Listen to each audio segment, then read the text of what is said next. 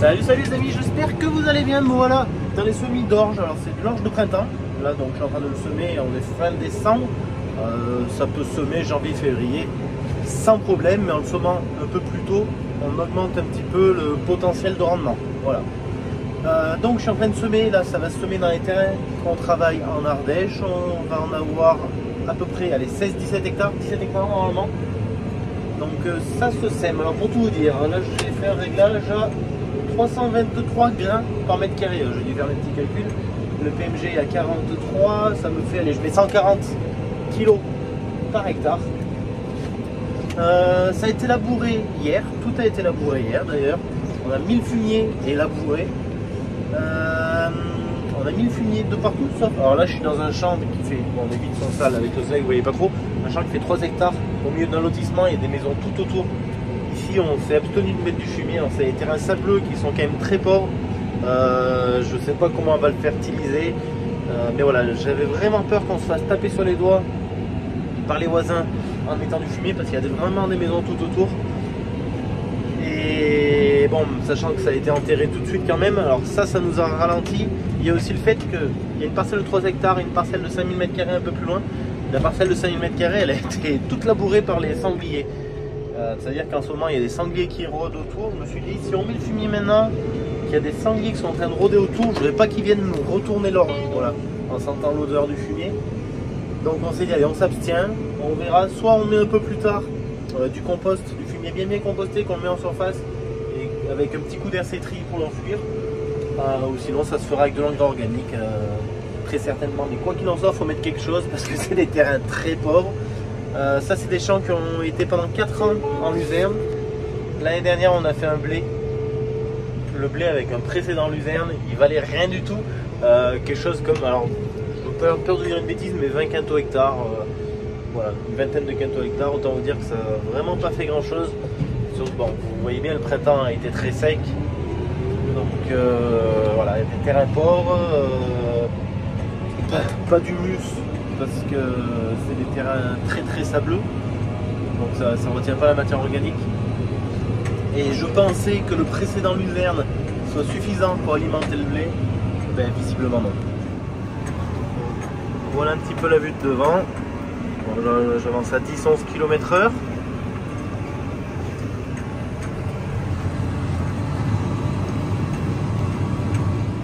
C'est labouré d'hier, il a fait beau dessus, le labour a bien frisé, c'est-à-dire qu'il a blanchi. Donc là ça se fait à merveille, hein. La flottatie je la fais gratter d'une dizaine de centimètres. Je la fais pas tourner vite parce qu'il n'y a pas de mode, il n'y a pas d'intérêt. Donc je me suis mis à 540 tours, ça fait moins forcer le tracteur forcément. Là j'ai attaqué à quoi? Ben, il y a 1 heure tout pile, j'ai attaqué à 1 heure tout pile avec les recoins et tout ça. J'ai fait 1,8 hectares. 1,8 hectares en perdant un peu de temps dans les réglages et tout ça. Ça c'est une parcelle qui est très tendu. Là je viens de faire la partie vraiment la plus facile de la parcelle, on va dire, mais là où j'arrive il y a plein de recoins.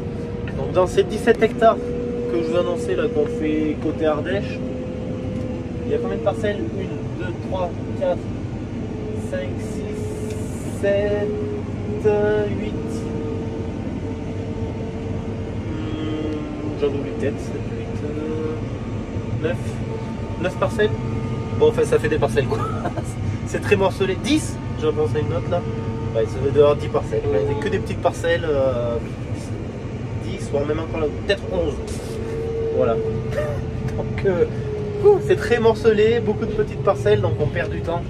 Voilà, on perd du temps. Mais tiens, je vais vous faire voir là pour vous faire voir comme c'est tordu de ce côté. Là, vous voyez, toute la grande partie est faite. Il y avait déjà un décroché là-bas. Et là, regardez, on a un décroché là. Le champ, il fait encore un retour là-bas derrière.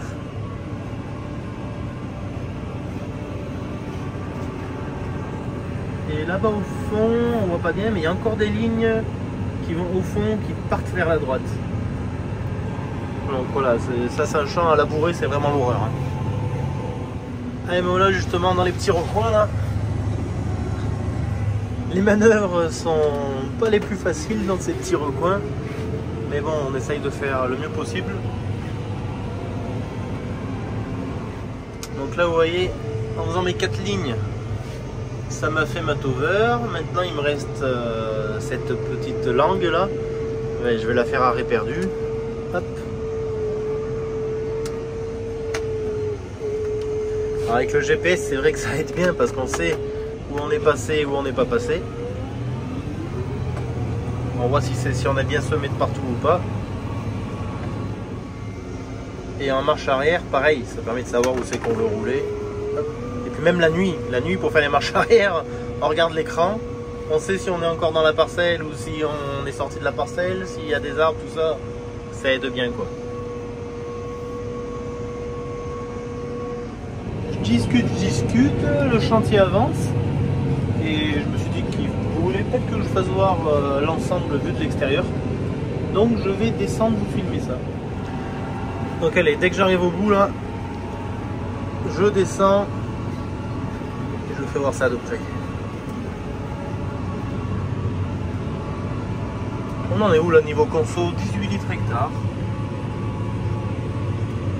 Et on en est à 2 hectares 68 de fait en 1h39.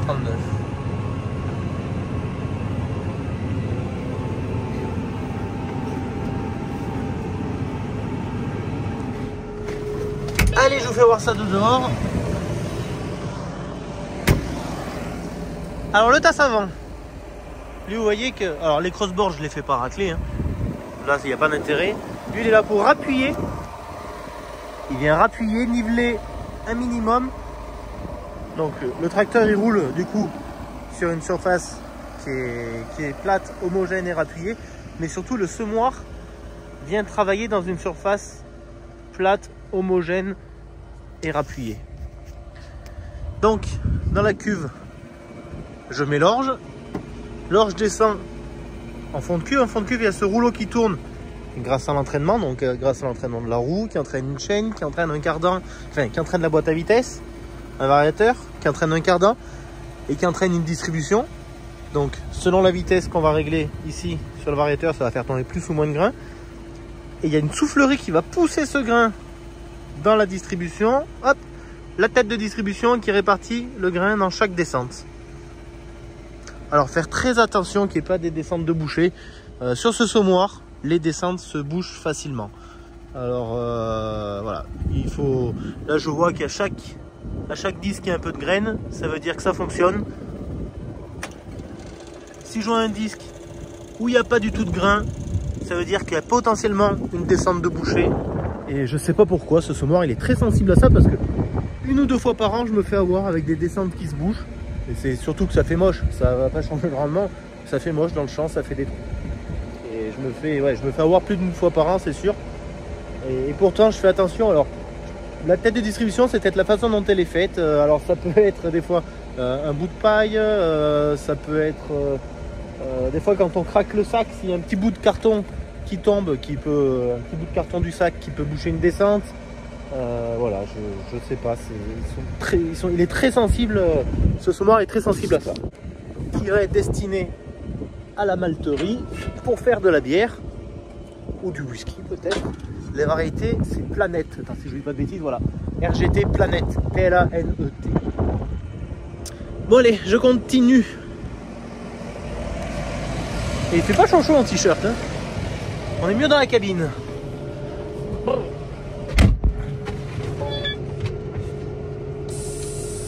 Combien il fait dehors là? Il fait 16 degrés. Ouais, ça va. Ça pourrait être pire. Donc je remets la ventilation en route. Je rappuie sur baisser le relevage, parce que c'est quand je baisse le relevage que la prise de force se met en route automatiquement. J'avance un petit peu. J'enclenche le GPS. Et c'est parti.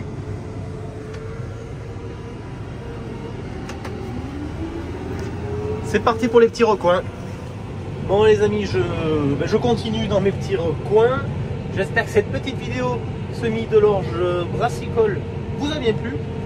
Je vous dis à très bientôt dans une prochaine vidéo. Ciao ciao.